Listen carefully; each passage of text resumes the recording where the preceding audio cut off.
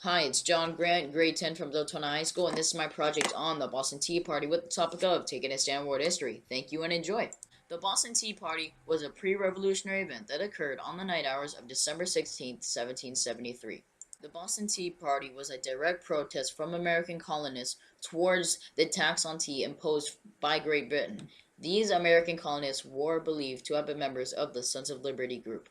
So as a result of this tax, these Boston Patriots on the night of December 16th, 1773, dressed as Mohawk Indians and boarded three British ships with axes. So that way, right before they dumped all the tea, they would smash holes into them, thus ruining the tea even further.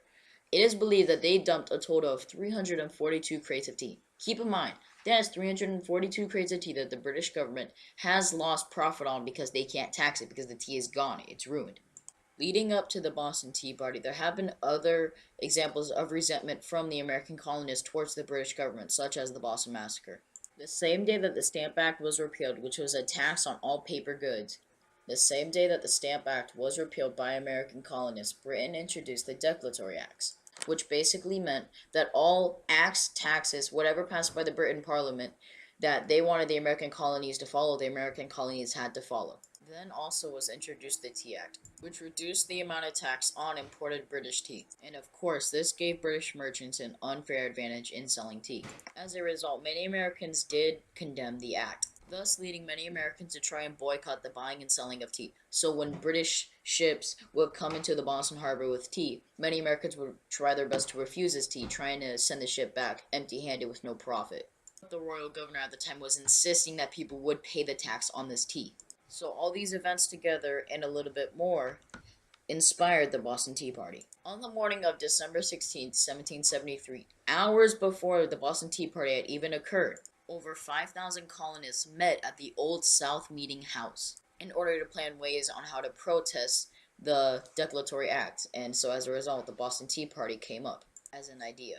And these events follow the topic of taking a stand because these American colonists know what the British government is doing is not right at all.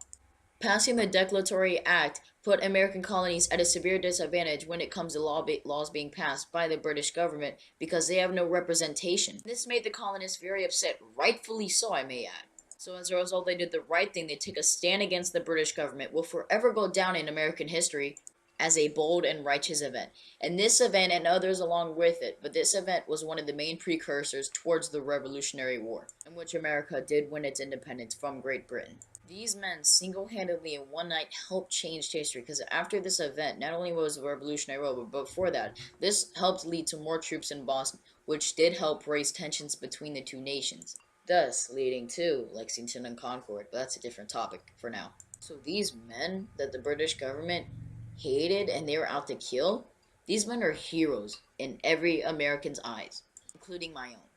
They took a stand in history.